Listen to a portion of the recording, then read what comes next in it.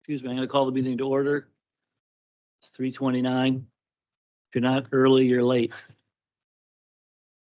I'll make a motion to approve the prior meeting minutes. Be happy to second that. Thank you, Mr. Bonfils. All those in favor of approving the minutes, say aye. Aye. Aye. Oh, that's right. We have someone online. Thank you, Mr. Vega. Board member comments. Mr. Sultan, would you like to start? Yeah, I'll just do a very brief overview of the drinking water summit that we attended. Jim Bonfels, Brent Campbell, Jack Vega, Alton Eccles, Mark Peterson, Brian, and myself attended. If I forgot anybody, accept my apologies.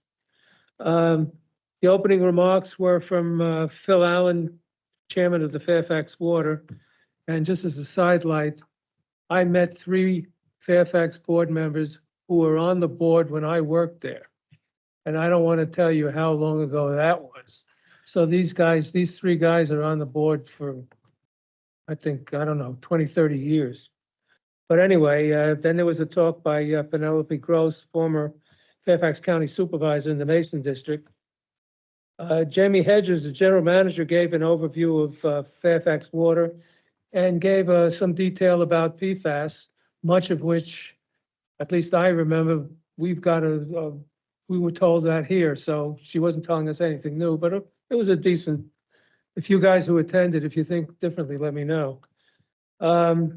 We then got a review of the EPA's lead and copper rule revisions. Again, most of it was what we already knew from presentations here. That followed by a source water protection review, which again, most of which we knew about, but there were a few added details. The question and answer session didn't seem to have much. It was followed by a tour of Griffith Treatment Plant. And there was one added thing at the very end that it may be my memory. Jamie said something about the rising salt levels in the water. I think she was talking about the reservoir itself, but I would be interested if we're hearing anything about salt levels in water. If there's anything other than the reservoir, I'd be interested, but I didn't think I remembered anything. And pretty much that was it. It was pretty well attended. And of course, we had our esteemed members there, which added to the enjoyment. That's it. Thank you, Mr. Sultan. Mr. Kelly. Thank you, Mr. Chairman. As I said to my fellow member and our general manager here, when I came in, I'm now a man at leisure, just retired. After 49 years of financial services, decided to try something else. So looking for something else to do for the rest of my life. That's all I had. Thank you. That's a big thing. It's a big thing. Thank you, Mr. Kelly. The That's big all thing. I had. Wegmans needs salespeople and I won the Powerball. That's all I Readers. had. You know, I'm gonna play Powerball, you know, do the options trading and so forth. Oh, Huh? Be Be careful. a handyman at the beach. Handyman at the beach. Handyman at the beach, Yeah. handyman at the Yeah. marina. Yeah, you know? that too, yeah. Thank you, Mr. Yeah. Kelly. Mr. Yudd. Chair Allen, thank you. Greetings to all fellow board members. Congratulations to Board Member Kelly on retirement. Thank you. Towards the end of March, I was contacted by a number of different entities about a planning effort that the county's undertaking for the village of St. Louis. And you all may be familiar that they've had concerns raised about water. And it ranges all over the place from if lots developed, there would be a proliferation of individual on-site wells that may impact other existing wells, to the need for perhaps a community water system. And I know it shows up in the community water and wastewater program that we collaborate with the county on. But I just was going to mention that to you, Chair Allen, and fellow board members, because it might be helpful to have a bit of a information briefing at some point down the road. There's interest in a feasibility study, and there's a process that our staff and the county staff collaborates on. But I think there's been some movement to advance that feasibility study. But if there's a community in need and they're having issues with potable water, we may wish to get updated sooner rather than later. So I just raised that for consideration. Thank you, Mr. Yud. Have they officially filed for the feasibility study to begin? I think, I don't think so. I think this is showing up in a draft plan amendment. And then there's been some discussion that the feasibility study would be considered out of turn or sooner rather than later, something like that. Okay. All right, thank you. Mr. Buffington. Well, good afternoon, colleagues, and congratulations to Mr. Kelly. That is outstanding. I have about 3 years, 3 months, and 28 days before I could say something like that. I do have a countdown calendar. I too would be interested in the information session regarding what Mr. Yudd talked about. I was not aware of all of those details, but I am aware very much so of the village of St. Louis and the water troubles that they've had. I want to thank our staff for all that you continue to do. Everything I've seen so far since I've been here and in looking at all of our packets, it looks like you have everything well under control. I almost feel like I don't need to be here, but I guess you need to have a board, so I'll fill a seat. And the only request, I did have one request, Mr. Carnes, is there a map somewhere that I could see that shows all of Loudon Water facilities just throughout the county where we are? So I can just better understand our footprint? Sure, yes, we can get that for you. Thank you. Yep. Thank you. That's all I have, Mr. Chairman. Thank you, Mr. Buffington. Mr. Vega, are you there? All right, let's move on to Mr. Moody. Yes, good afternoon, everyone. I'd like to echo the sentiments to Mr. Kelly. Congratulations.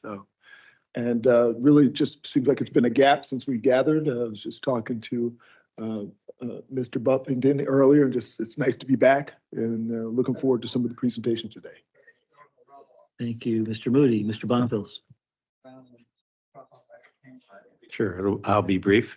Congratulations on the retirement, and I'm sure you'll find lots of things to I already do. have. I have a couple of volunteer things if you want, if you're interested, a couple of more boards. Keeping me very busy. Yeah. So I attended the Fairfax Water Summit. It was very good. The one thing that I can add to Marty's summary, which was excellent, is that the salt in the reservoir there down at the Occoquan, they believe is from road salts, putting them on the roads. And they've talked with VDOT several times, and VDOT says, well, putting the salt down is a thing of safety, but you know, it's just they don't seem to do that. And I suppose we'll have the same issue, but our reservoir seems to be a little out of the roadways, but they're growing around it. So that's all I have. Thank you very much. All right, Mr. Allen, I do believe Mr. Vega was trying to say something. okay. Mr. Vega, are you online? Yeah, I was trying to unmute. Congratulations to Board Member Kelly. Thank you, Jewel, for allowing me to participate virtually at the last minute. Apologies for that. Thank you. I also attended the Fairfax Water event, and it was very educational. As some of the board members were saying, the Occoquan watershed is feeling a little bit of stress over the salt issue, and it is something that they're going to be dealing with for a good time to come. So we'll keep an eye on that. Thank you. Thank you, Mr. Vega, and thank you, Mr. Bonfeld, for your comments. And I'd like to echo everybody's comments about Mr. Kelly's retirement. I am dreaming every night when I go to bed. I dream of that day. And I'm probably about the same timetable that Mr. Buffington's on. This 3-year countdown seems about right. So we're jealous. Maybe we can live vicariously through you, Mr. Kelly. I have a few very brief comments. Don't forget about the retreat, June 8th, is it? June something? June 4th. See, I've already forgotten about it. You know, these days slip away fast and you schedule something fun like golf, and then all of a sudden you realize you had a previous commitment. So circle that on your calendars. And then I did notice in the Wall Street Journal today that the EPA approved the final PFAS levels, but in the article, they didn't say what they were, which was amazing to me. So I assume they're 4 parts per trillion, or anyway, maybe you'll cover that in your report. And thank you everyone for attending the Fairfax Water Summit. I had a previous commitment. I promise I will be there next year to support all you guys and everybody else. So thank you. That's all I have. General Manager's report, Mr. Carnes. Thank you, Mr. Allen. Good afternoon, members of the board. Yes, I'm going to start with PFAS. As you know, Loudon Water has been closely monitoring and reporting on PFAS for the past several years, and our findings have consistently shown compliance with the evolving acceptable levels in drinking water. In March of 2023, the EPA announced its draft PFAS regulations and compliance timeline. Our finished water continued to be compliant with EPA's draft PFAS regulations. For more than a year, the EPA considered over 120,000 public comments on the draft regulations and other information as it worked towards finalizing its regulations. Yesterday, April 10th, the EPA announced its final PFAS regulations and compliance timeline, and our finished water continues to be compliant. Highlights of these regulations include no change to the maximum contaminant levels of PFOA and PFOS of 4 parts per trillion, an addition of individual maximum contaminant levels of 10 parts per trillion for 3 additional types of PFAS, GenX, PFNA, and HFPO-DA.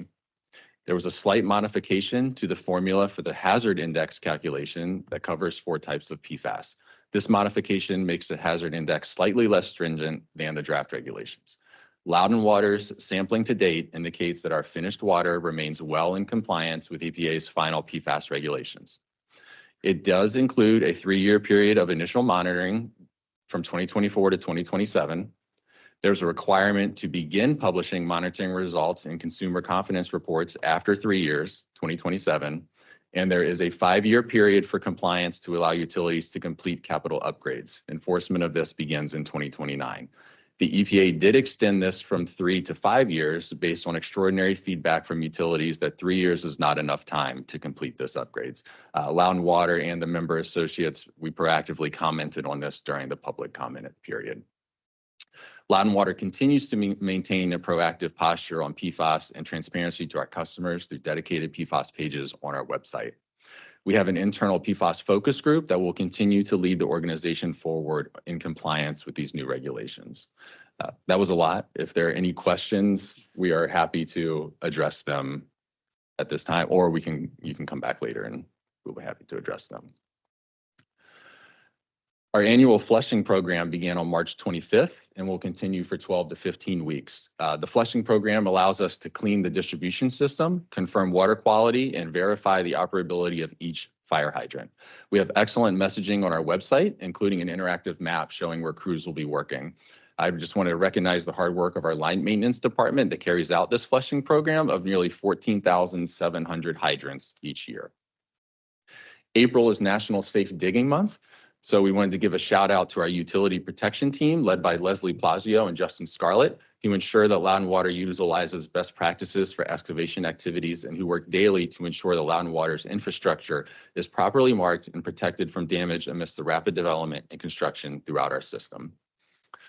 We're starting to ramp up our community activities. We're partnering with the Children's Science Center and hosting their Earth Day extravaganza here at Loudon Water on April 14th. We are participating in Earth Day Loudon on April 20th at Claude-Moore Park. We will be participating in the Loudon Student Environmental Action Showcase at the Academies of Loudon on April 24th. Thursday, April 25th is Bring Your Child to Work Day. Loudon Water will be hosting children from grades 1st through 6th. And Friday, May 17th is Bike to Work Day, and Loudon Water will be at the Sterling pit stop. Some stats, through March, we had 852 ERCs, and that is 32% of our budget of 2,645. And then just a few reminders, the CIP is scheduled to meet Wednesday, April 24th at 8 a.m.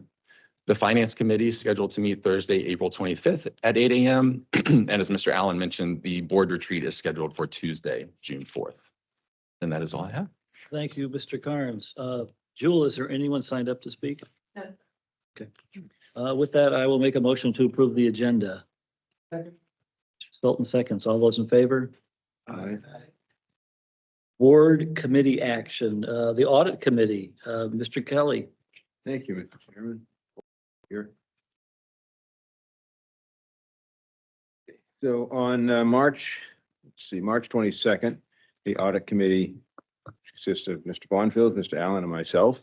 Met with senior partner from Yount, Hyde and Barber, Ms. Jennifer Files. And for the new members, Yount, Hyde and Barber has been the authority's auditor for many, many years and has always done outstanding work.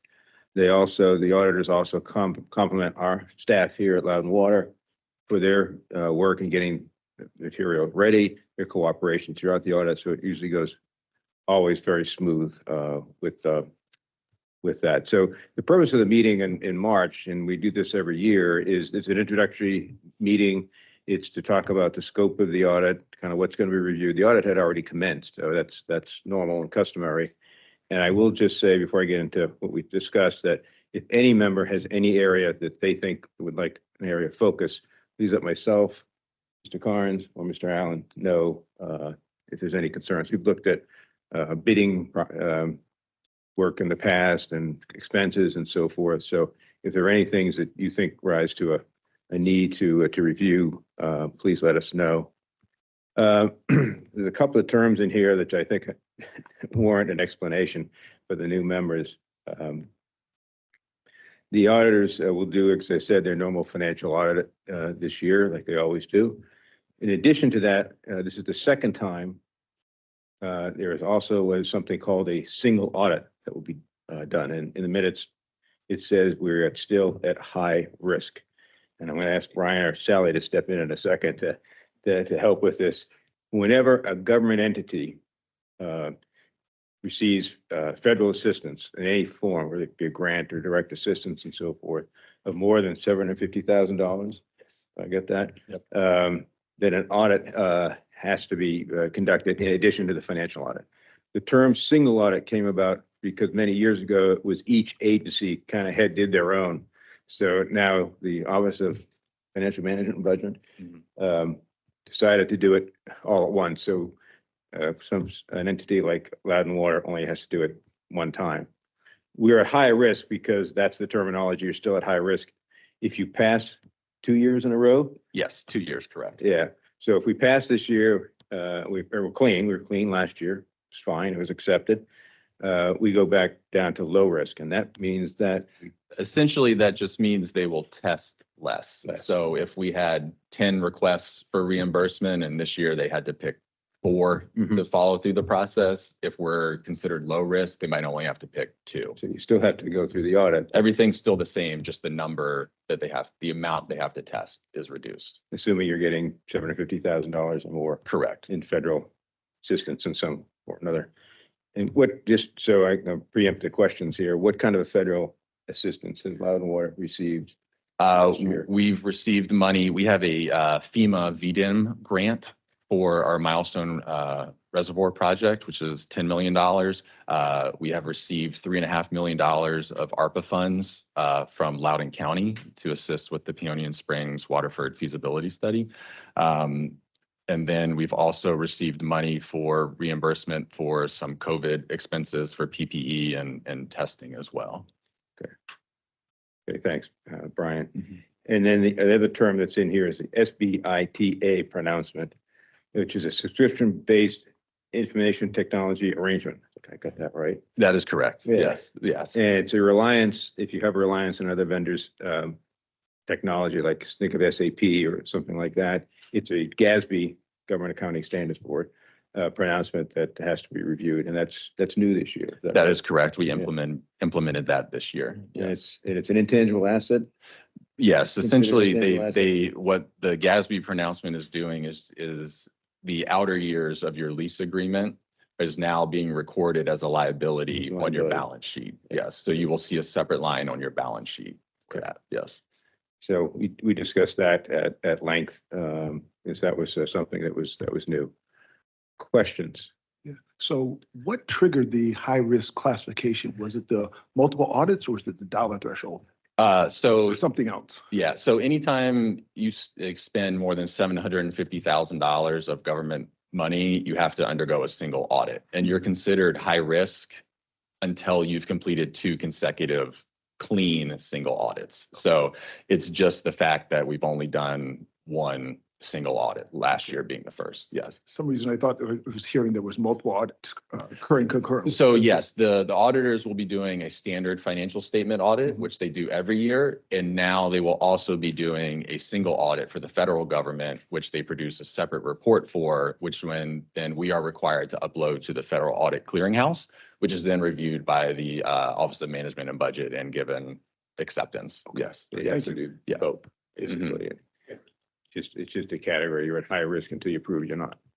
Got it. Yeah. All right, thank you. Mhm. So we passed clean last year. There's no reason to think we're not going to do the same this year. Thank you. They could have, right? It's high risk. Thank you, Mr. Kelly. Okay, And you're Mr. welcome. Moody, it sounds like you have an interest in being on the audit committee.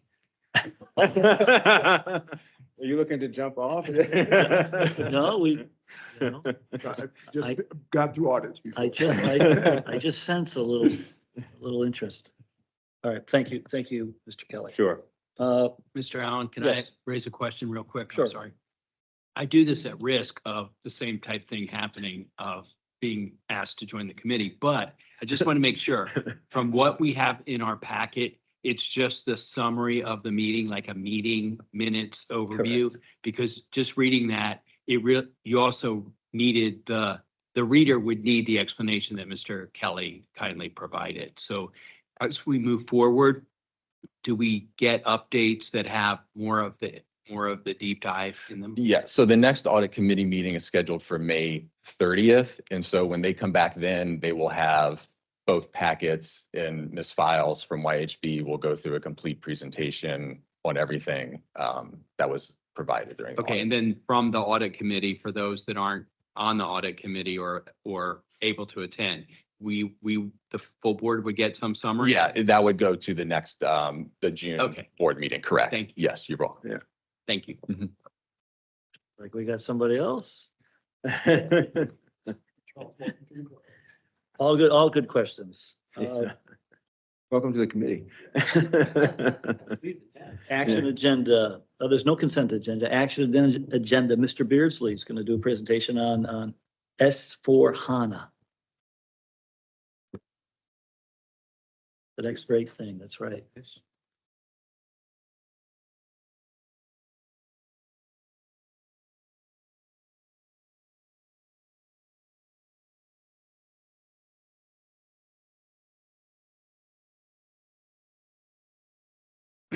All right. Good afternoon, Mr. Chairman and members of the board.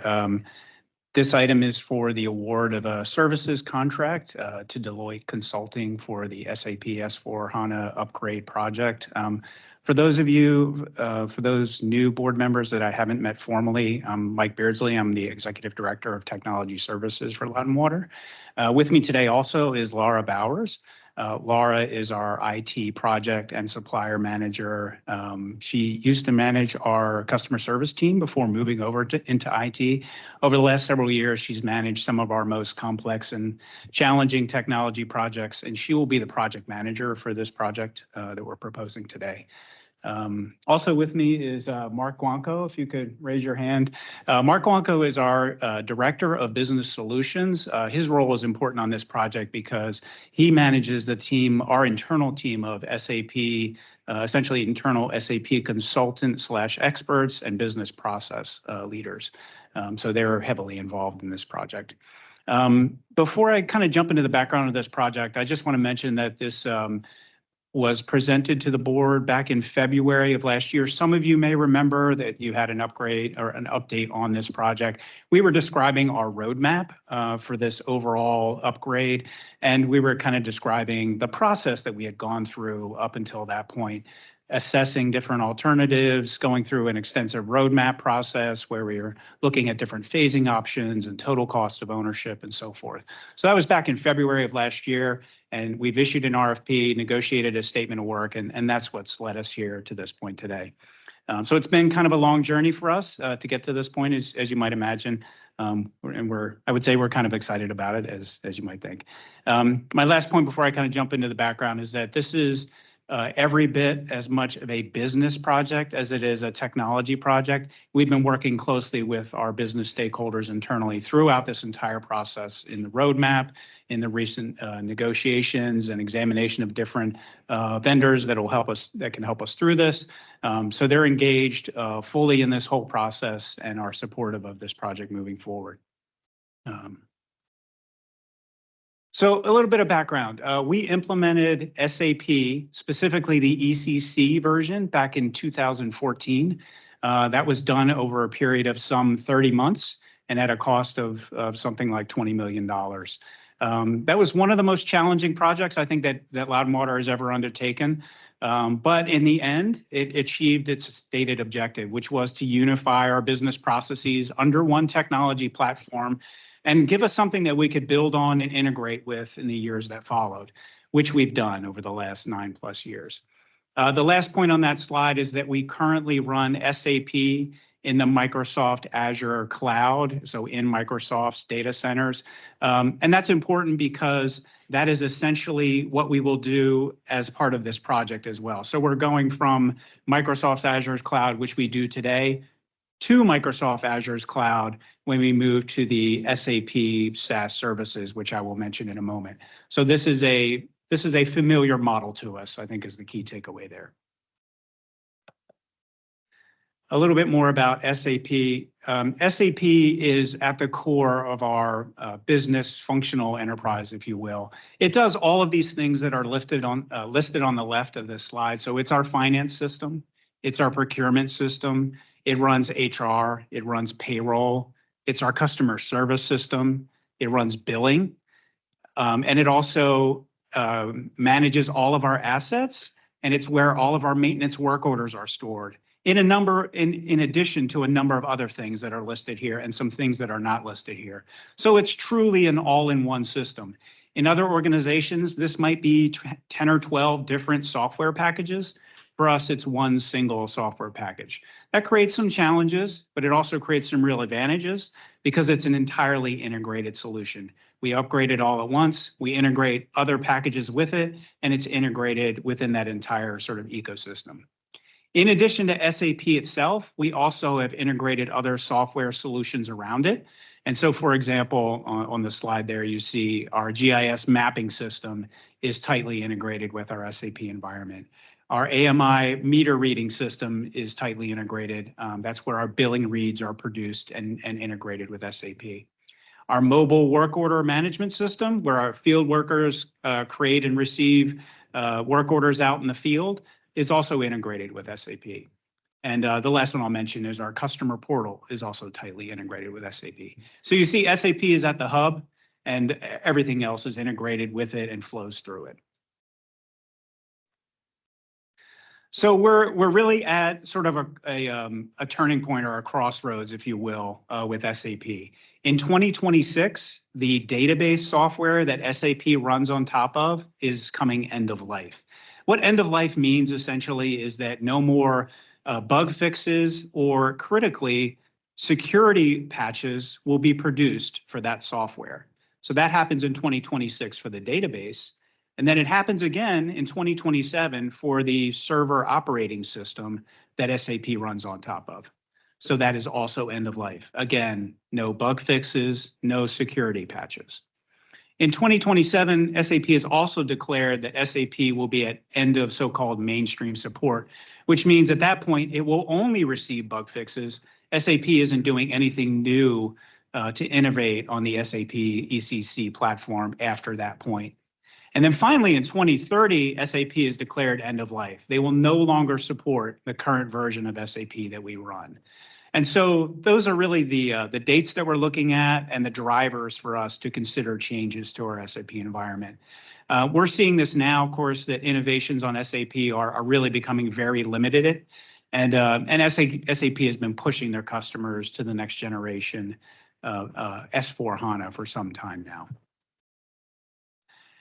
And so what's SAP S/4HANA?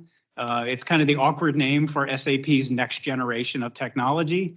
SAP has been working on this technology for several years, but now customers are really starting to adopt this new version. It's definitely mature enough. It takes us along this transition curve, as is showing you there, from sort of a complex and integrated utility to the intelligent utility of the future. Of course, that's SAP marketing speak, but it does provide us with new capabilities. It does provide us with an easier to use interface, improved performance because of the type of technology it is, and improved integration. And in fact, this is really the only area where new vendors will be integrating with S/4HANA. They won't be offering integration and innovation on the old platform, and it won't be possible to integrate new solutions with the old platform if we stay there. The last point is an important one. So as part of this transition, SAP is offering their software as a SaaS product, a software as a service solution branded as RISE. And so after we've evaluated all of the different options, it turns out that RISE offers us the most advantages and the lowest total cost of ownership. And so that's what we're proposing here, is the adoption of SAP's SaaS cloud platform. So I'm going to let Laura mostly talk about some of the key benefits. We do expect to see improvements in customer service, in finance, in HR, reporting and interface improvements. She'll touch on a few of those things in the course of her presentation. We do expect to see some optimizations and some business benefits. Crucially, this extends the life of SAP through at least 2040. We expect SAP to extend that date further, but that's the date that they have currently announced. And the last point in that sort of first section, this is really important for us to maintain our security posture. Recall again that SAP ECC, no more security patches after about 2027, and then SAP itself after 2030. So it's important for us to continue to upgrade to maintain our security posture. And then just a couple of points about why do we want to do this now? So we could wait until 2030 before pushing forward with S/4HANA. We could do a minor technology upgrade the server and the database before 2026, and then do S/4HANA a couple years later, before 2030. But that will basically be wasted expenditure. We'll spend some money on that technology change, then we'll have to upgrade to S/4HANA anyway before 2030. So it makes more sense to do it all at once. And our calculations show that it will cost us less money if we just move forward with a single upgrade now. We also expect to see a significant resource crunch as all other SAP customers are upgrading near the 2027, 28, 29 timeframe. In fact, we're seeing this wave coming now. We're kind of right ahead of it.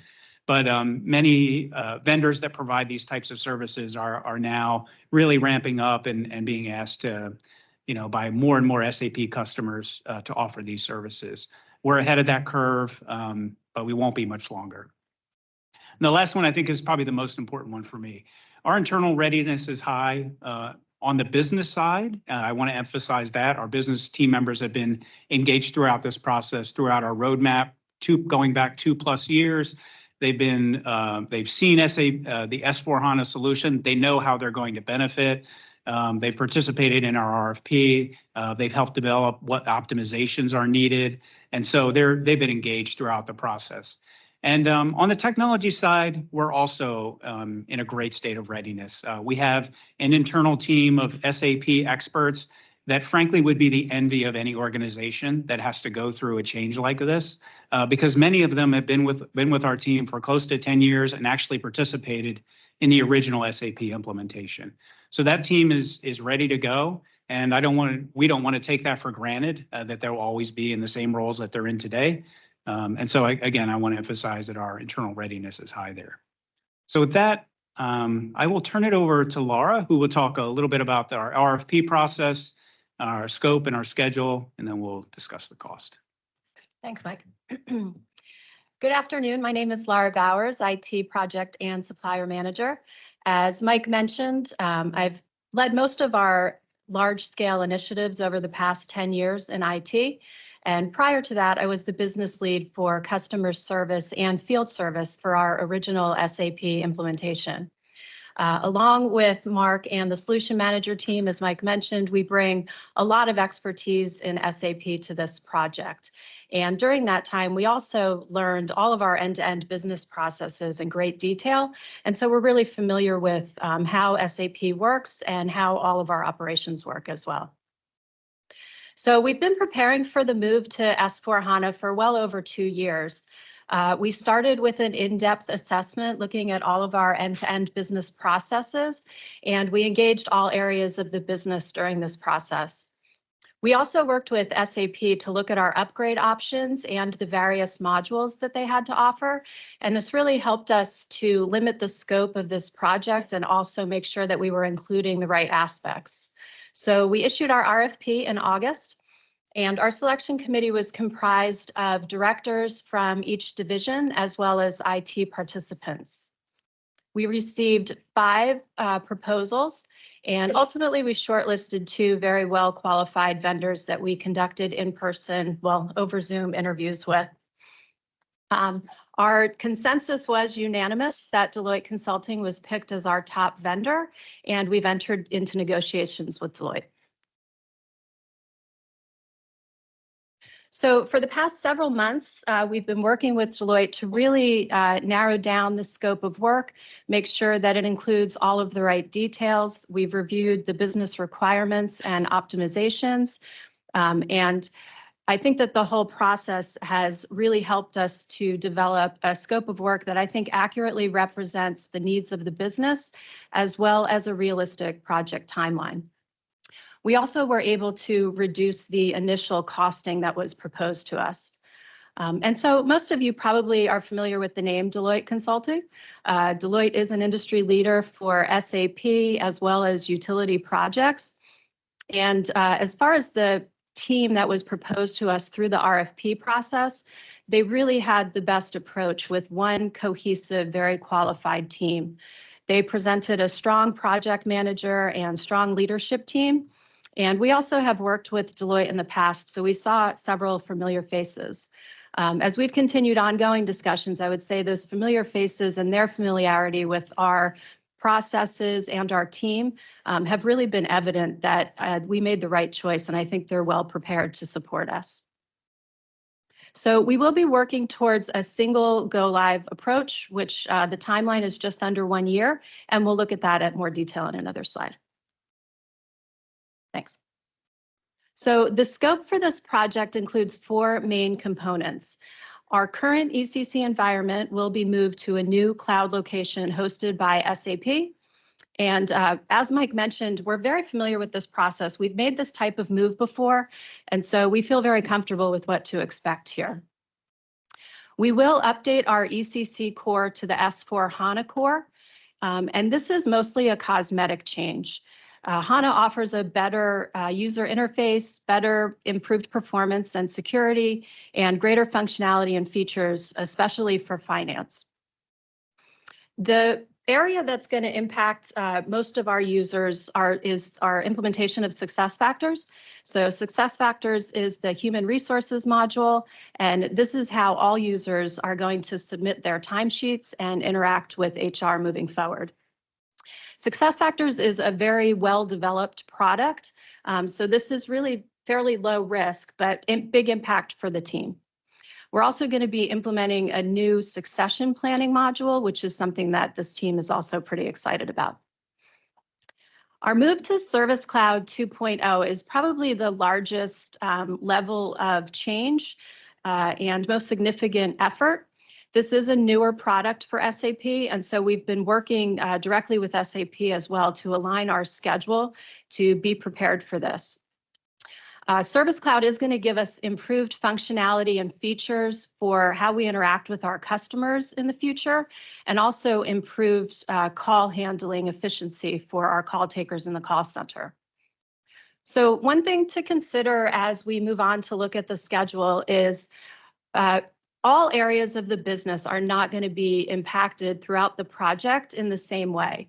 The biggest amount of time commitment is really going to be from these areas: finance, HR, and customer service. And so keep that in mind as we move on to look at the schedule. So with your approval today, we look to kick off this project in May. We will be conducting design workshops throughout the summer, and then we'll use the findings of those design workshops to enter into our build phase and begin to configure the software. We'll conduct multiple rounds or sprints of design, and this will take us through towards the end of the year. We have built out the schedule a little bit to allow for time over the holidays, to allow for, obvious holiday schedules, but also a bit of a rest for our team before we enter into the testing phase. So we have developed a comprehensive testing plan. We'll be conducting multiple rounds of data migration testing, integration testing, parallel bill and payroll testing. And we'll be doing all of this with our subject matter experts who by this time are going to be very familiar with their new environments and their new processes, and they'll be helping us then to train the rest of the staff and the team to prepare for our go live in March. Following go live, we will have a hypercare support period that'll run us through the end of April. And I do really feel like this is a realistic timeline that we can meet. And we've worked really hard with Deloitte to make sure that we've taken in everything into account to build in the right number of workshops and the right amount of testing. I would like to thank Brian and all of the directors who helped to support this process and to get us to this point. I look forward to continuing to work with the business to deliver this project for Loudoun Water. Back to you. Thanks, Laura. Right, so this slide describes the cost for this project. So I would focus your attention first on that first row, the S/4HANA upgrade CapEx, that's our capital expenditure, and specifically the proposed contract amount of $9.815 million for Deloitte. So the middle column shows you what we thought this project would cost last year when we were in our CIP, our capital spending plan development last September timeframe. So we had an estimate of $12 million at that time. We've been able to negotiate a price that's well under that at $9.815 million. The other three lines in this table are showing you our annual operating cost for our SAP environment. So the first one there, the S/4HANA RISE Cloud OpEx. Again, our estimate last year was that RISE would cost us $1.37 million in annual operating costs. And we have instead negotiated a lower price of $1.011 million, which is definitely to our advantage there. Our support services cost is approximately flat. And so you see the total OpEx of 1.72 versus where we've actually landed 1.361 million. So importantly, that 1.361 million in forecasted OpEx for the RISE environment is flat spending over a longer 7-year term when compared to what we currently spend for our SAP ECC environment. So let me just emphasize that point. This really results over the long term in no net increase in our OpEx for running SAP. That frankly is far better than where I thought we would land when we started this whole process. We anticipated by going to the next version of SAP, adopting their cloud services, that our costs would take a significant jump, especially in the long term. That has not turned out to be the case. So I'm pleased to report that, again, that spending is going to be flat. All right, just one last slide before the motion. Just a reminder that this is a planned capital project. The CIP budget contains $12 million for these services, $10 million programmed for 2024, $2 million for 2025. That spending will shift. We now know what the cost curve looks like for this, the expenditure curve for this project, and a good chunk of those costs will actually be paid in 2025 towards the end of the project. But otherwise, again, we're under the overall budget there. And with that, there is your recommended motion with a 5% contingency. Thank you. Thank you Chair very Allen, much. Yes. I'm sorry. I'll be glad to make the motion, but I think there was a comment down there at the end and I had Yeah, a question Yeah, I have too. a question. No, yeah, I was getting to that. Okay. So would you like to go first? Yeah, I think it's just important that the board knows that the contract is not fully negotiated yet. There was an expectation, I mean, there were 7 or 8 open contract items as of a few days ago. I think there was an expectation that Deloitte would turn the contract back to us by yesterday, so that there would be a finalized contract to present to the board so that you would have that. We didn't get that yesterday. I understand that it's in process or coming today. I've Yeah. been checking as I'm sitting here, Yeah. thinking perhaps it's come through. I just want to make sure that at least that was known, that there are a handful of, it appears not yet fully negotiated items that we expect will be done. But I just don't know if that's come in yet. I want to make sure that. Yeah, I actually have an update on that. Okay. Just earlier, just a few hours ago, we've traded messages with the Deloitte team and we have agreement on all items but one, and I regard as a relatively minor business issue about allocation of responsibility for certain types of changes. But most of those issues, even regarding types of changes, have already been ironed out. I'm Okay. fully confident that we'll be able to reach an agreement. Right, that was my only comment. Thank you. Questions? Yeah, Go ahead. I have a question about the technical environment. You mentioned the SAP. Technical environment? Yeah, just trying to clarify. So SAP RISE will provide the service of the software. Is that correct? And Yes. But with the Azure, you're still saying on the Azure cloud technical platform. Is that- Yeah, so Okay. this is sort of a little funny the way SAP offers it and markets it. What SAP does is they brand their services as RISE. They run your instance of SAP in the Microsoft Azure cloud in a private tenant. So we're running on dedicated servers that are isolated from all other customers, but it's running on Microsoft's servers. And then SAP manages that environment on your behalf and delivers it as a SaaS. It's kind of a hybrid SaaS in that sense, Okay. that it's specialized services for that environment. But And then does that the answer your SAP question? Yeah, somewhat, but then the SAP Service Cloud, is that the cloud operating environment that's going to sit on the Azure platform? We're trying to understand. It's they package some additional technical resources and put it on that environment, their own monitoring software, their own deployment templates and that sort of thing. They package all that as RISE. And then that's what they're delivering, and it runs on Azure. Yes. Okay. To answer your question. And I saw you're doing a single go live. Yes. Just curious, what are some of the risks that you've identified with going a single go live? So I actually think that there are challenges with going live with everything all at once. Obviously you have to get everything lined up and working, all your testing done, and it kind of all has to come together. I think there's actually, and this is what we've explored with Deloitte, there's actually more risk probably to not going live with everything at once.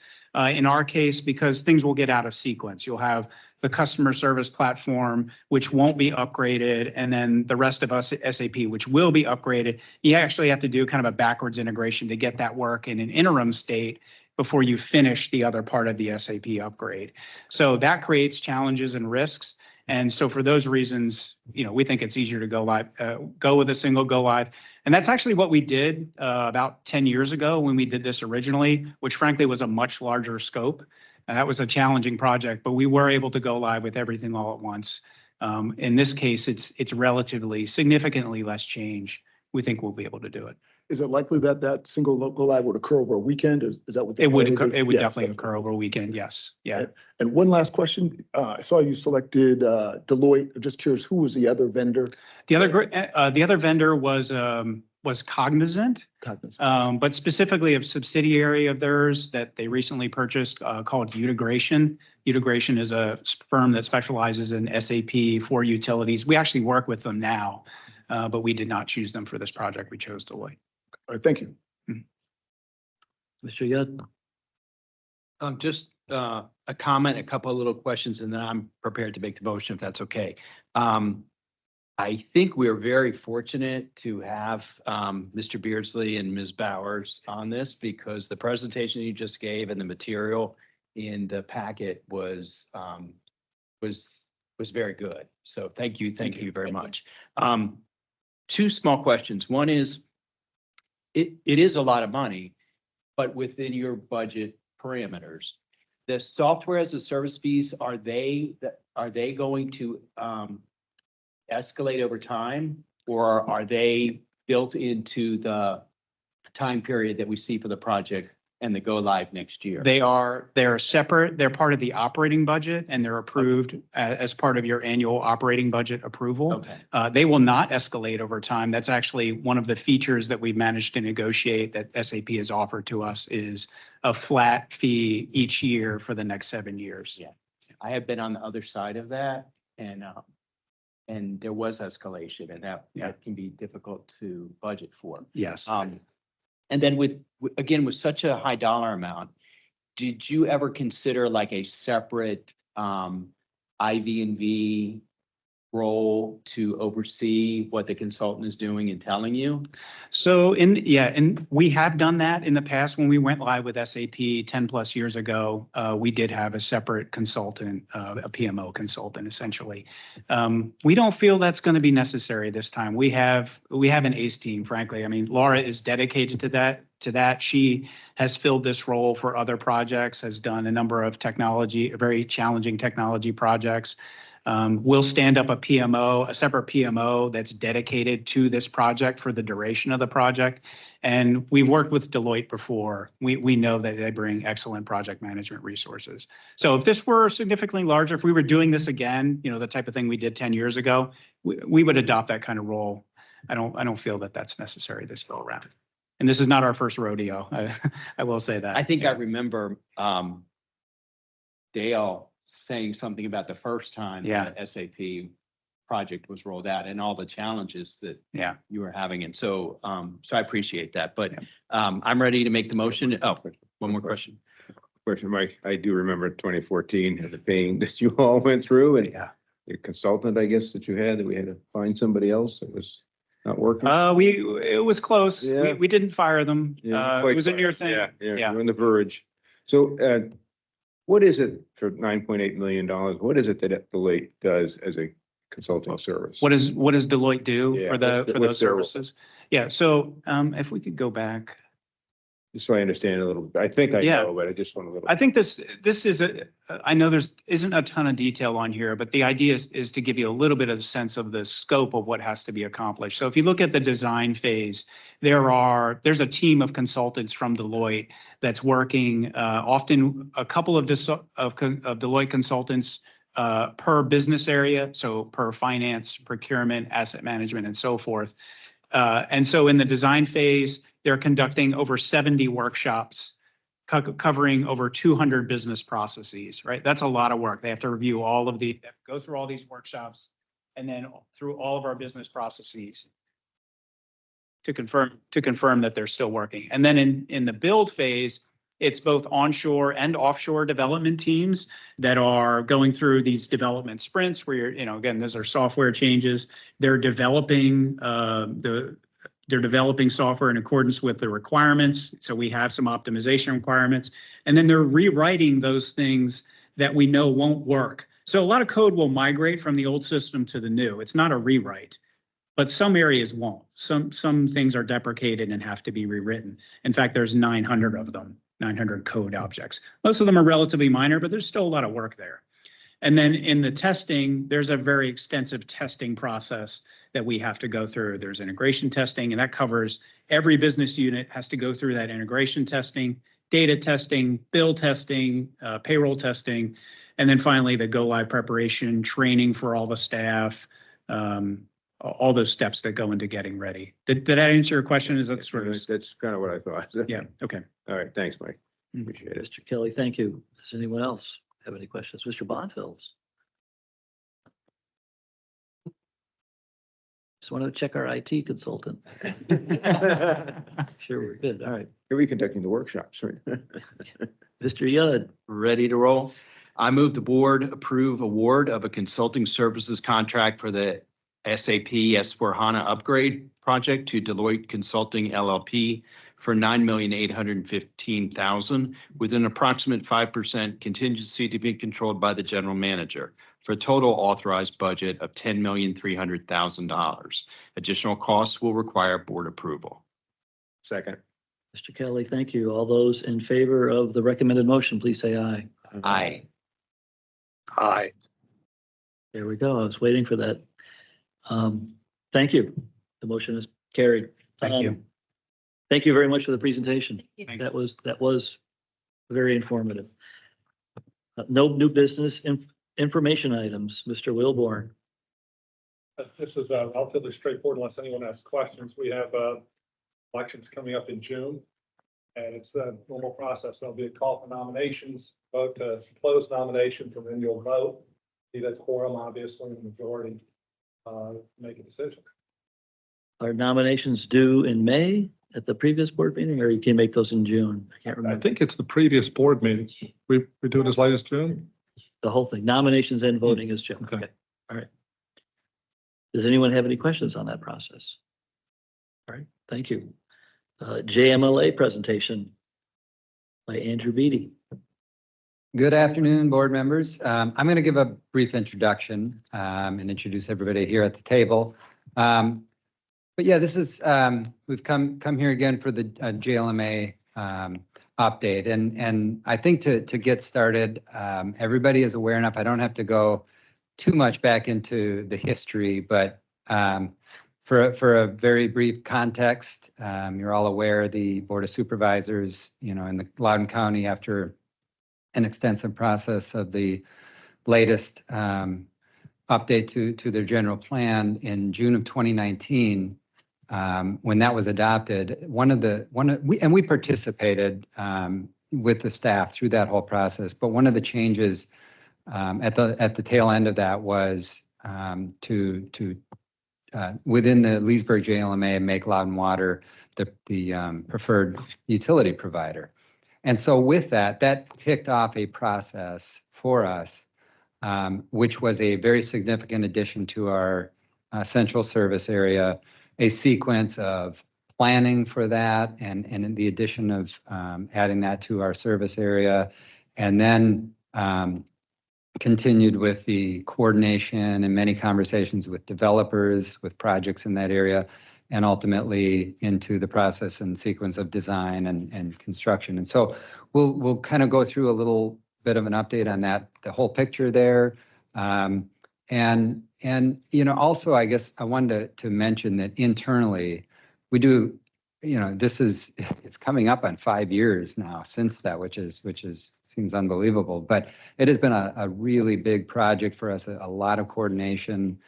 And early on in the discussions with Loudoun County and county admin, we had a lot of conversation what this process would look like, and county admin asked us, how could they be helpful in this? And one of the things we had a lot of conversation about was the efficiency and coordination with county staff through very complicated process of approvals and development applications and our process. And that has been a really great story, I think, out of this.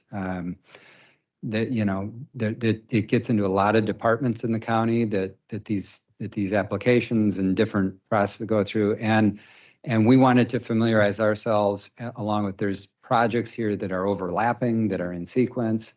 And I think it was about 2 years ago, we did the first very, very kind of comprehensive update of all the activities we're doing for as many staff as wanted to join. We had a big group at the county attend that. It was very helpful, familiarized with projects, also with people. And since then, there's been a lot of changeover in staff at the county level, and made sense to do that recently again. So just in March, several weeks, a month ago, we did that again. A lot of new staff. That was very helpful, and it's created just a very good coordinated effort and created a lot of efficiency in that. So here today, Andrew Beatty's with our planning group. He's going to lead through the discussion and some slides and update. Savita Schlesinger she leads our capital group with many of the projects, and Hui Tran is kind of our point of contact and lead with the developers and those agreements and all of those activities. So Andrew will walk through a few slides, some updates, get into some timing and status, and then we're all happy to kind of get into any discussion and questions that you have. Thank you, Mark. Good afternoon, Mr. Chairman and members of the board. Just briefly, on a quick agenda, Mark did a good job on the background there, but I'll quickly touch on that again and then walk through our phase 1 projects that are underway in what we're just calling the JLMA East area and JLMA West area, which I'll define for you. I'll then highlight some of the phase 2 work that we anticipate to follow the phase 1 work, and then touch on some upcoming related projects in the wider central service area. So the map before you, I'll just talk about the master planning effort just briefly that occurred immediately after the June 2019 update to the county's general plan. We were designated as the presumed provider of service for new development within the Leesburg JLMA. So one of our initial steps was to identify what areas within the JLMA could new development occur in. We then had to develop projections, water demand projections, wastewater flow projections, which was a challenging effort and a continuous effort over the last several years, as well as identify potential utility alignment corridors and assess our existing utilities, the capacity that we have both within our existing system and at our treatment plants. So the yellow highlighted areas, as I mentioned, we have identified the JLMA East area just south of Route 7 and east of Boland Park, and then the JLMA West area to the west of Boland Park and east of the Dulles Greenway. As part of the comprehensive plan update, the Board of Supervisors also redesignated a portion of the rural policy area to become a transition policy area, which is an area, the transition policy area is designated for light and water service for new development. So I'm going to talk through the east portion of the JLMA first, and then I'll move on to the west portion of the area. The map here, the colors are a little bit hard to see, but our main infrastructure, our critical infrastructure back in 2019 includes water main transmission along Belmont Ridge Road and a wastewater pumping station, the Belmont Ridge pump station just east of Belmont Ridge Road and south of Route 7. We also have in this vicinity the Goose Creek Industrial Park wastewater treatment plant, which is a community system that exists within the JLMA East area. And then, of course, the Milestone Reservoir is in the vicinity of the JLMA East also. So our phase 1 projects that we identified, again, the blue lines represent the critical water infrastructure, and the green lines represent our critical sewer infrastructure. We identified potential utility alignment for the water transmission main to extend through the JLMA East area, coming off of our existing water main on Belmont Ridge Road. This does require a crossing of the Goose Creek, which is one of the challenges we did identify in this project. We also identified the need for 2 new wastewater pumping stations in this area. One of those pumping stations that is within the JLMA East area will be a replacement for the Goose Creek Industrial Park wastewater treatment plant that I just mentioned. We are going to build and are currently building an interim pump station to provide initial service, which will send flow down towards our Trap Rock treatment plant, where we have another existing pumping station. And then on the east side of Belmont, on the east side of the Goose Creek, we're going to have a new pump station, the Russell Branch pump station, to replace the Belmont Ridge pump station, which I just mentioned. But I will go into further details on each of these projects.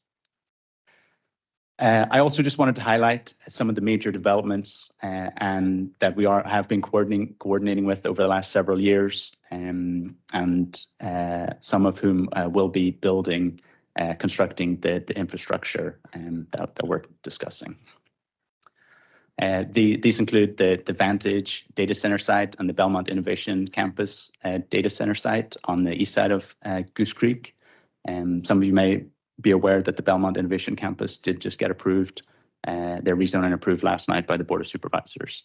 There is also the Twin Creeks site, another data center site, and finally the Tuscarora Crossing development to the north of the Jalamae East area, which is a residential development, also with some data centers and some office space proposed.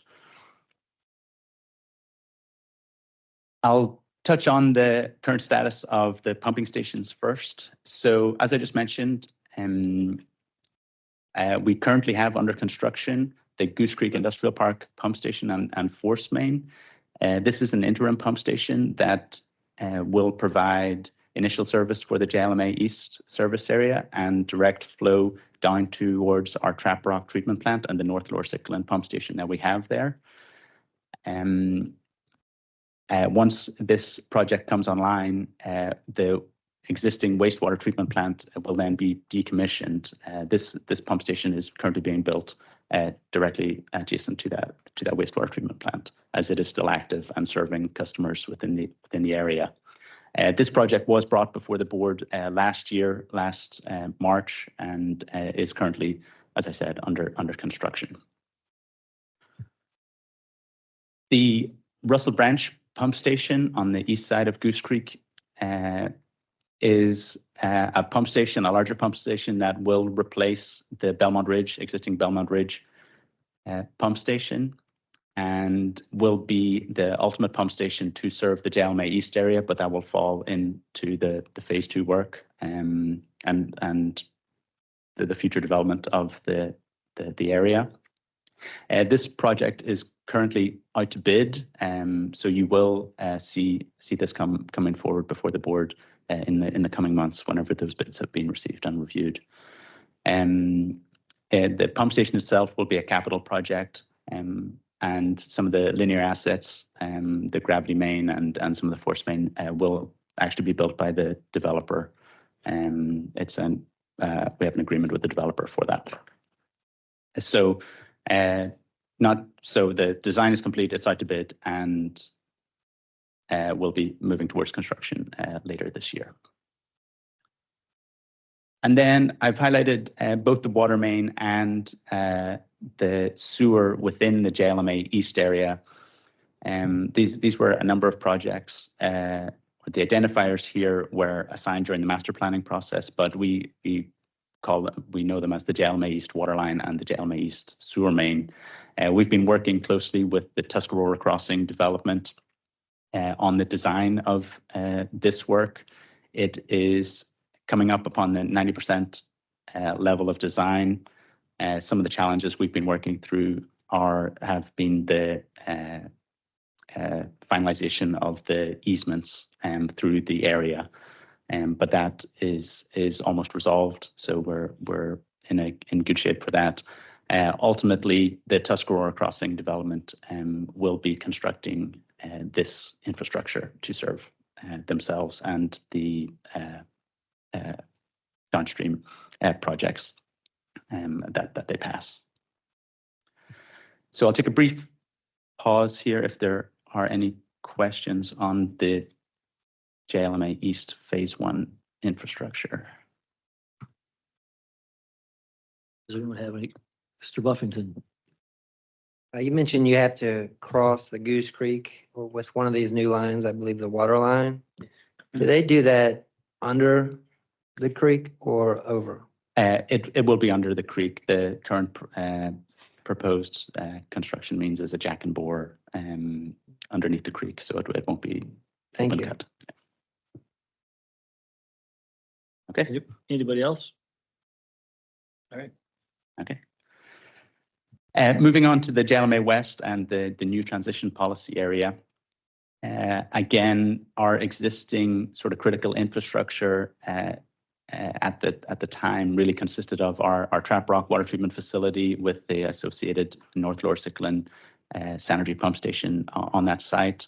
We also had a water transmission main extended adjacent to the Dulles Greenway towards Sickland Road. And then we have our transmission main through the existing transition policy area towards the landfill water service district to the south of the new transition policy area. Our master planning efforts for the phase 1 work did include a new regional pumping station in order to serve this area, as well as extension of the transmission mains through the JLMA West towards the transition policy area to provide initial service. Again, the major developments, there is a lot of proposed development and ongoing development in this area. I'll highlight some of the major ones. We have the Project Celtic site where the Sanity Pump Station is located. It's a data center site that is underway. We also have the Microsoft parcel in the JLMA West area, who we coordinated the alignment and easements for the new water line and sewer main. And then the village of Clear Springs in the new transition policy area to the north and west of the JLMA West area. I will also highlight that the village of Clear Springs just recently received the Board of Supervisors approval last night also. That is a large residential development consisting of just over 1,000 new units, as well as the U.S. Tennis Association as Mid-Atlantic new headquarters location. To the southern portion of the transition policy area, there is another residential, largely residential rezoning that is being worked through called Greenfield Farm, and that is proposed to add another approximately 500 residential units. I'll talk about the water line here first, extending from our existing system along Sickland Road. This was identified as a single project during our master planning effort, but ultimately it is being constructed by the two separate developers that are under construction. The Project Celtic site is extending the water main through their portion of the property, and then there is Sickland distribution warehouse facility, which is also extending the water main through their property, which extends the water line up towards the Sickland Creek. Those projects are both under construction and nearing completion on the extension of those water lines. The water and sewer mains through the JLMA West and towards the Village of Clear Springs development. This was a capital project, the design of which we have completed. We were waiting on the confirmation that the rezoning for the Village of Clear Springs was going to be approved. And so that project will go out to bid, but there's also the opportunity we may coordinate with the developer who may desire to take on the construction portion of that work. But so far the current status is that the design is complete on both those water and sewer main projects. Thirdly, the regional JLMA West pump station. This is a rather large pump station and force main. This project is actively under construction by the Project Celtics development. It's a data center development, and it will be nearing completion towards the end of this year. This was one of the critical components in order to serve this area, because typically the pump stations are longer duration projects. And then finally, our existing North Lower Sickland sewage pump station at the Trap Rock facility will require some upgrades in order to accommodate the phase 1 development of this area. And we're currently in the planning stage of those upgrades, scoping towards figuring out the design that will be required.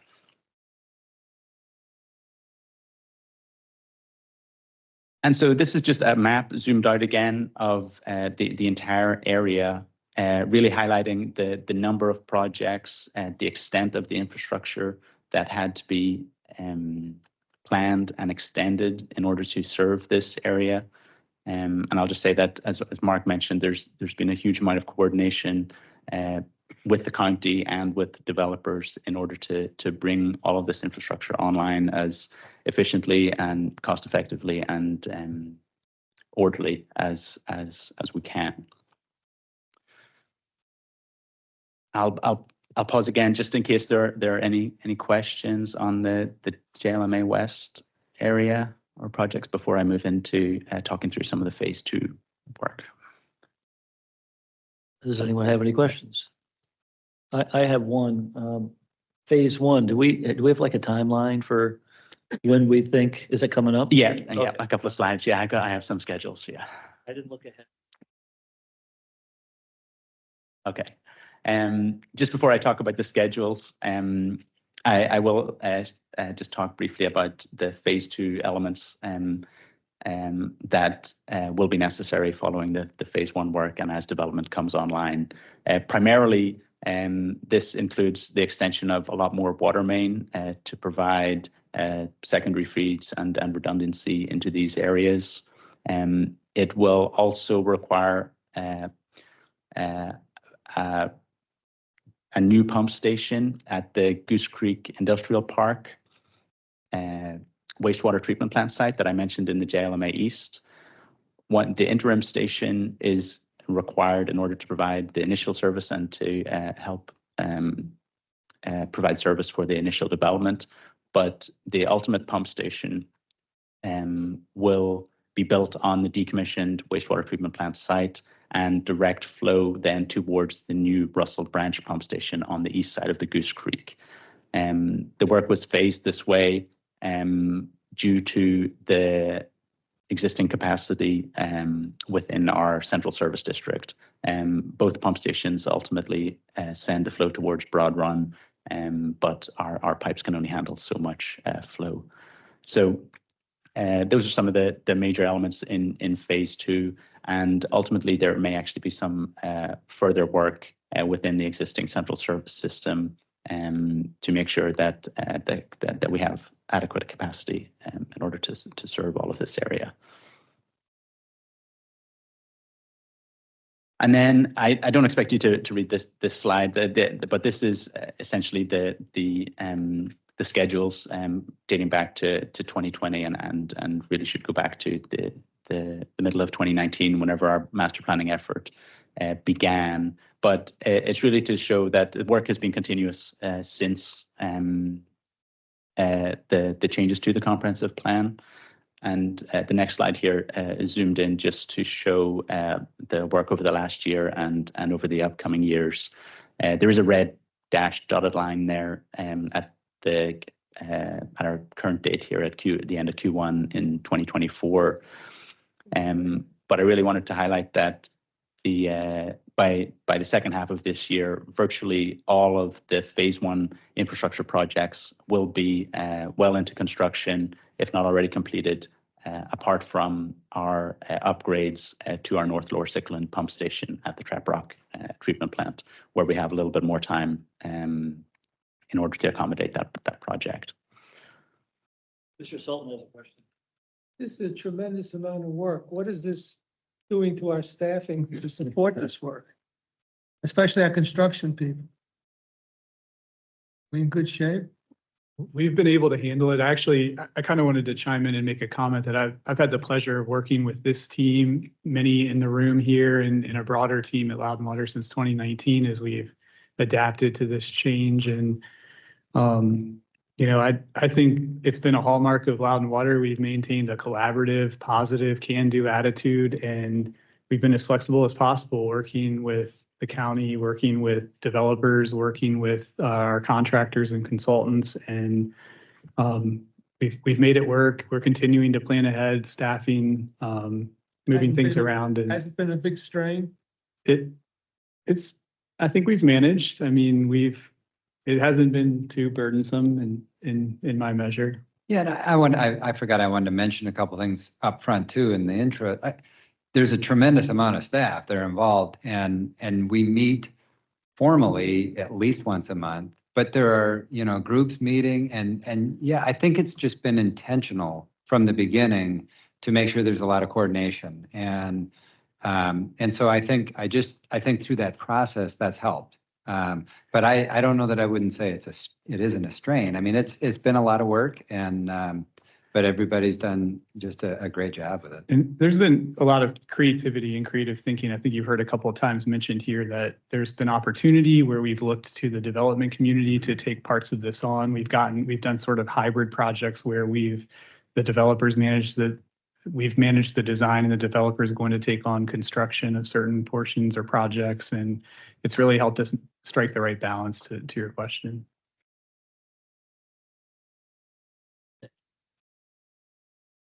Mr. Buffett. Thank you, Mr. Chairman. Having been on the board when we made this decision in June of 2019 and looking at all the work that that decision caused, for you all, I feel the need to sort of apologize for all of the work that you have done. I was in support of that vote. But also to thank you for all the work that you have done, because I think overall, our county is in a better place now and will be when you're done with all of this work than we were before. I remember arriving at that meeting and learning that we were about to take this vote that I was unaware of prior to that, and asking why and learning why in about 10-minute period. And I trusted the information that I got, and basically we didn't like how Leesburg was treating applicants who could bring considerable revenue to the county. And we thought they were strong arming them, and we had really good information to go with or to go by. And in doing this, it took the town of Leesburg's ability to do that away. And so I know that it's been a tremendous work for all of you. So for that, I apologize. But again, thank you, because we're in a better place as a county because of the work that you did. And hopefully we're in a better place between our staff and the county staff and the coordination, and probably even the town staff, I would guess, a little bit, than we were before. Not that we were in a bad place, but you're just forced to work together. So obviously you guys have done it very well. So I don't want to take up any more time on this, but I just kind of felt the need to say something because I know most of you probably know that I was involved in that decision. So thank you again. I would just say we certainly appreciate the comments, but I think we recognize that too, that I think we feel it's the right thing, and it's been a lot of work. And I think it was the upfront conversations that were managing the expectations and the timing. It was really critical, and I think that's gone well. So yeah, appreciate the comments, but I think we agree that overall it's what makes sense.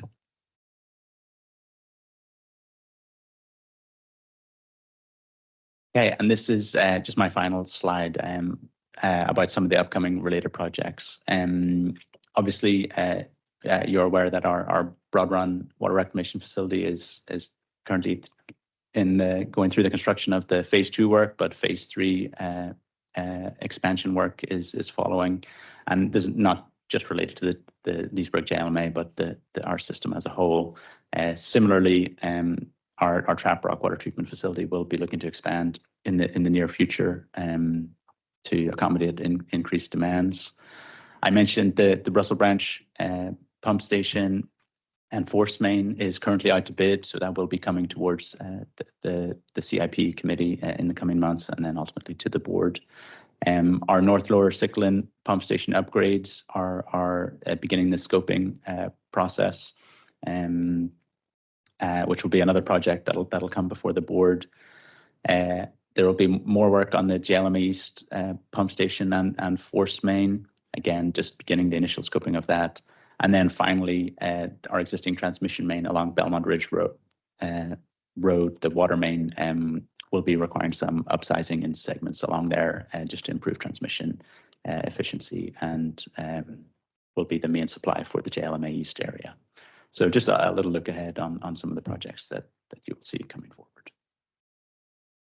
So with that, happy to answer any further questions or have any other discussion. Thank you, Mr. Beatty. That was very comprehensive. I do have a question. I know, we have this policy of growth pays for growth. And when you look at the JMLA expansion, do we have any idea how much it's going to cost us through all three phases? I know this is a large question. How much is going to be borne by the developers? How much will be paid for our availability fees? And then how much is going to be particularly out of our capital? I don't know if Alton has that right now, but Okay. I mean, we can certainly It's a lot to unpack. pull I that know. all Yeah. together. I would say off the top of my head, over the course of the last two cycles of CIP updates, I know we saw that number grow in terms of the specific projects we have built into our CIP for JLMA. I think it grew something from like 40 million to 80 million. Don't quote me on these numbers, but we saw a tremendous growth in that with the ongoing economic conditions. And as Andrew mentioned, we're going to have some additional projects coming into the picture as well. And then to your point, Mr. Allen, there are also elements of all of this that do get constructed by the individual developments that are paid for by those developments. So Okay. Thank you. Does anyone else have any questions? All right, this was just an information item. The next item on the information agenda is a Virginia legislative session update by Micah View. So I'm going to also give a little intro as we get settled and change some staff out here on this. But as I think you're all aware, in the Commonwealth, they have a legislative session each winter. And over the past several years, we've been coming back to you as that's kind of been wrapped up with a summary, and we've used the format that we have here and really kind of a high level update of what that process has been. And we really are highlighting issues and bills that were priorities that we were paying close attention to and that really affect us. And we monitor and participate in this process through several channels, primarily through our associations. But Micah View, in his role, each winter has really helped us in a pretty detailed way to help track that and kind of report through us. And so we continue that conversation throughout the winter, and he's here again, similar to previous years, to provide a high level update. And with that, as he goes through that, then at the end, we are happy to go into much more detail with any of those that you see or have questions on, and can share more as we get through the slides.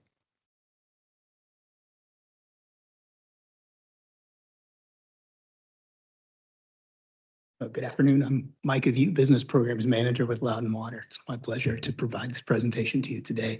As Mark mentioned, this is intended to provide a broad overview of the session. We'll talk a little bit about the session calendar, our interaction with our associations to express our positions to the General Assembly, and then we will go to the legislation that ultimately required the most attention and work by our association lobbyists. And so let's go ahead and move forward. Every January, the General Assembly convenes to kickstart another General Assembly. This was a long session, a 60-day session that put the General Assembly in a position to craft the state budget for 2025 and 2026. So there was quite a lot of work both on individual bills, but particularly with a lot of work around the budget in this cycle. As I'm sure you're all aware, there's a tension dynamic in the legislature. It's a true check and balance dynamic with Democrats in the majority in both the House and Senate, with the governor's office being occupied by the Republican governor. And so you've probably seen a fair amount of news stories over the last month, particularly with respect to the budget. In the state, there's no such thing as a pocket veto. So the governor will have to either sign, veto, or amend the state budget. It was just announced 2 days ago, 233 amendments going back to the legislature for House Bill 2. Our interaction with the General Assembly is primarily through our affiliations with water and wastewater associations. Mark Peterson sits on the board of VAMWA. Alton Eccles sits on the board of VWWA. Kendris VM is affiliated with the Virginia Biosolids Council. And while there wasn't a lot of interaction this year, I work as a point of connection between Loudoun Water and Loudoun County to review legislative items of common concern.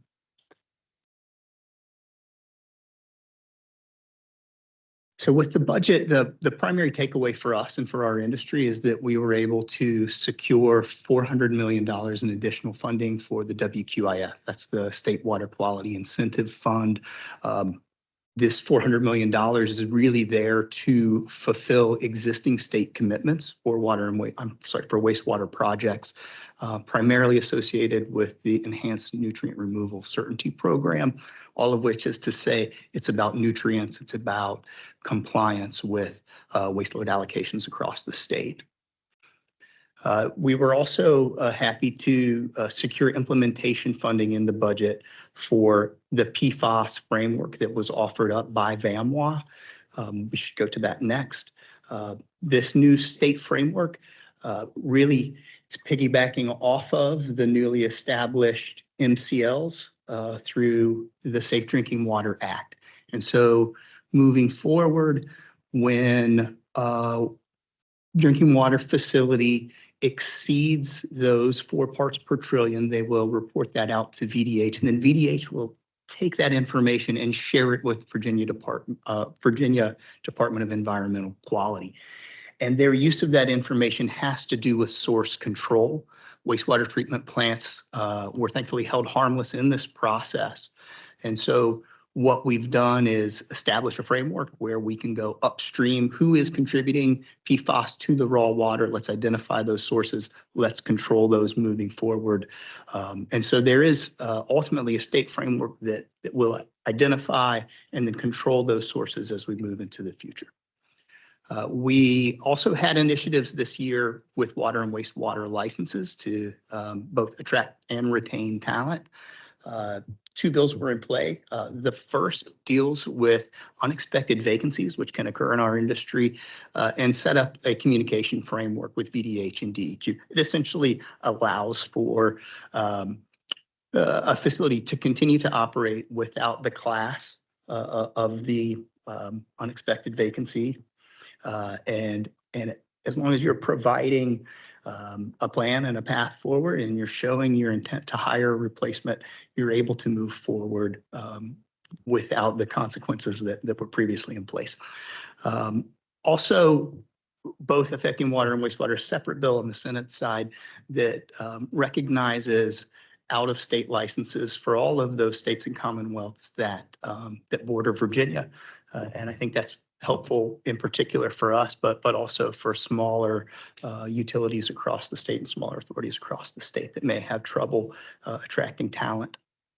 I might mention these ones I'm particularly proud of these ones because during the early phases of COVID, it really shed light on this as an issue. We saw real concerns with what if we lose all of our operators to an outbreak of COVID as the employment world was turned sort of upside down in the wake of COVID. We were having trouble. We were losing operators, licensed operators, having trouble filling them.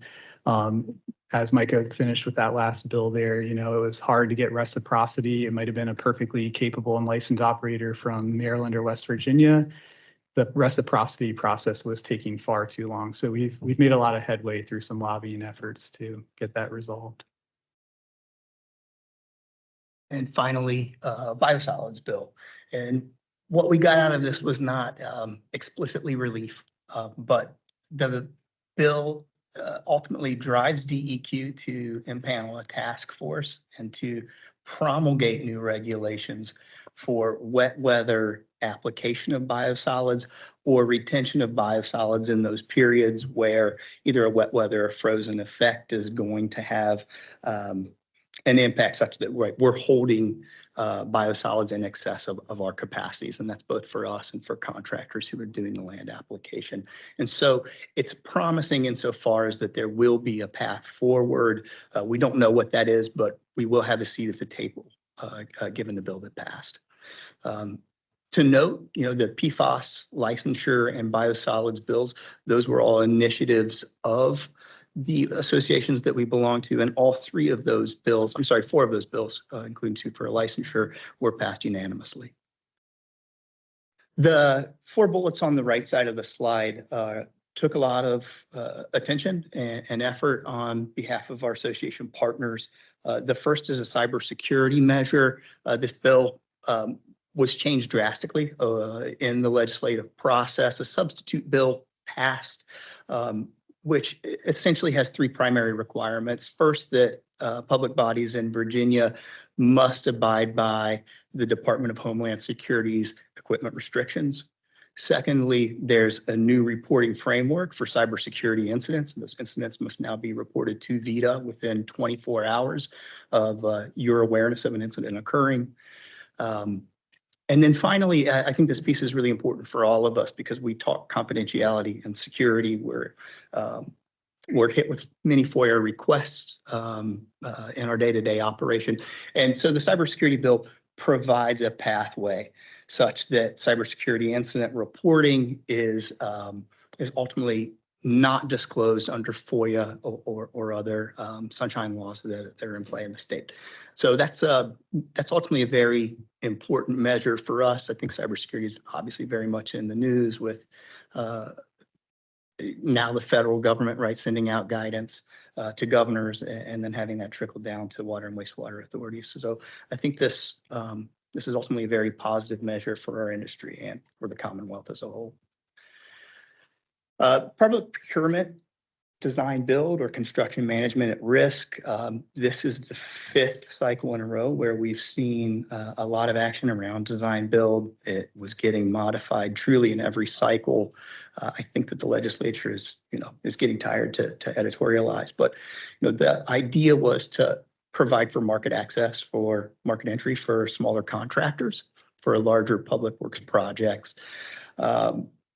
We had 4 bills going at one time. They were ultimately moved into Senate Bill 18, which became the vehicle for that legislation. I will say what it gets down to is that it was proposed that public bodies could not consider experience for their design build contracts. And so obviously that was unpalatable to the industry and to others in the public space.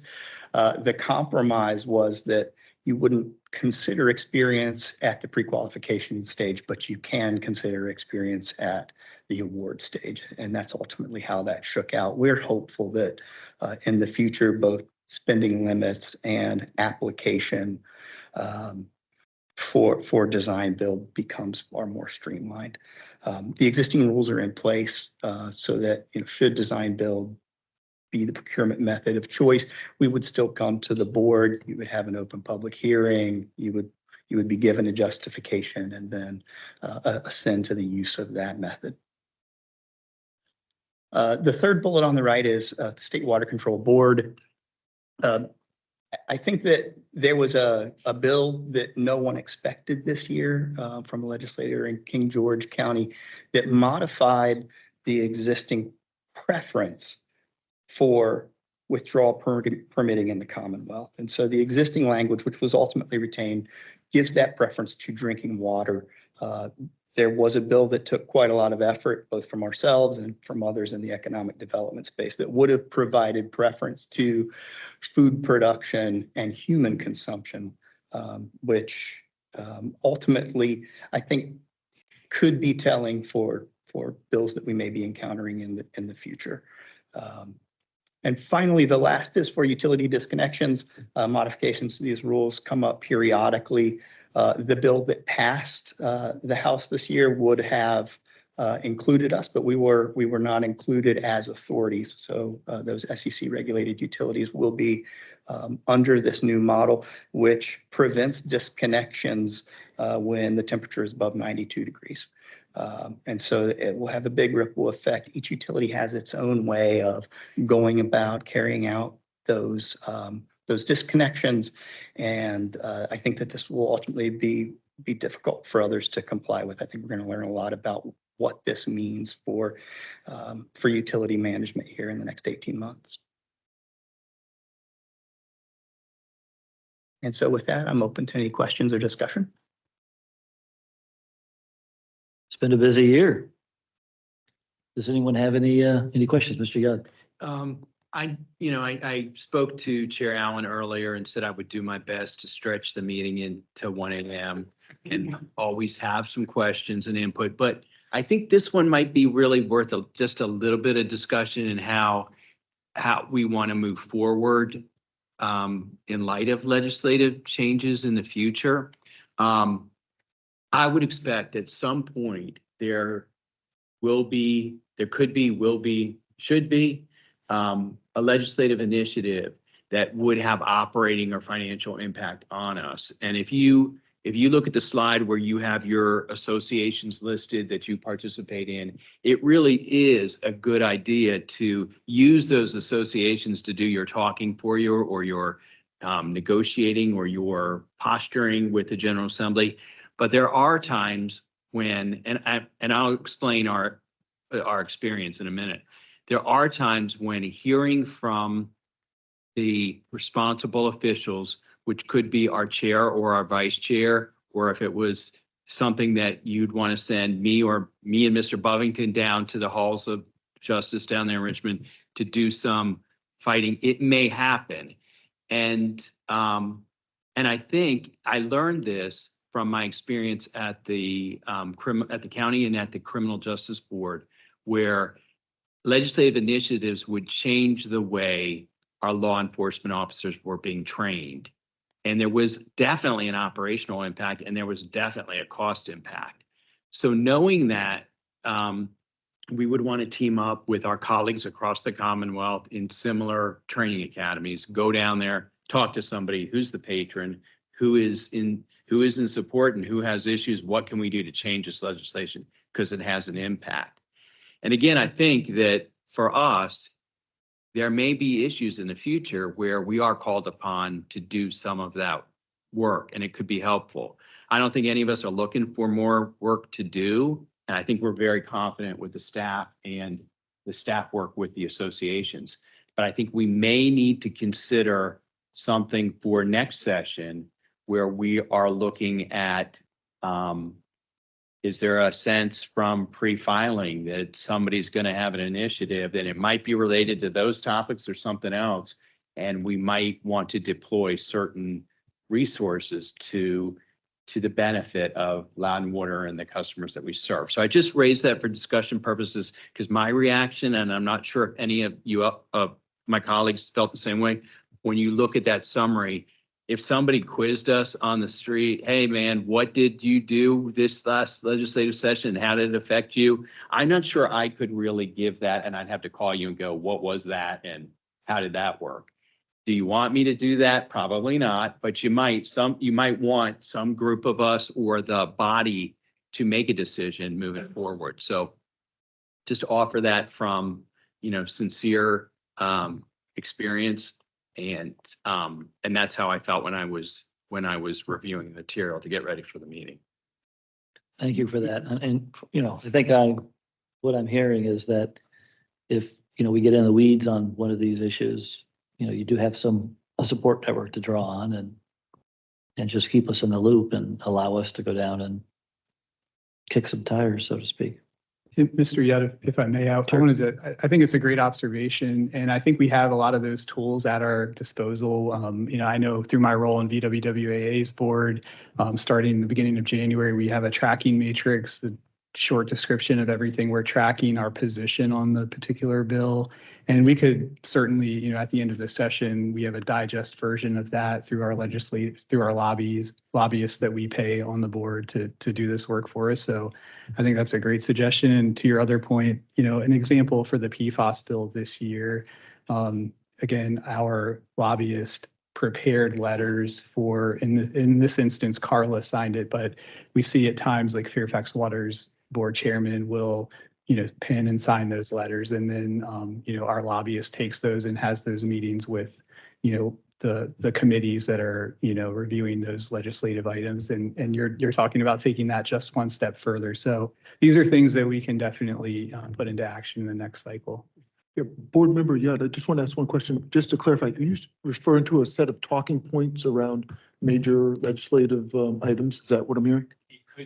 Could be. Thank you. It could be, and it could also be, you know, quick analysis of the impact of the legislation on an organization. Okay. And then some targeted work, probably through the help of some lobbying arms, to get to the different legislators to make sure you share that with them. Okay. So I just offer that could come up. As you're saying that, I'm reminded that the chamber is having the county's legislative liaison give an update on this past session. And I think that is beginning of May. So that might be helpful for anyone here to get overview. And then maybe if there's parts of these initiatives that are worth discussing, we could pursue that further. Sure. So this seems like one of those years where we will be waiting until close to the beginning of July.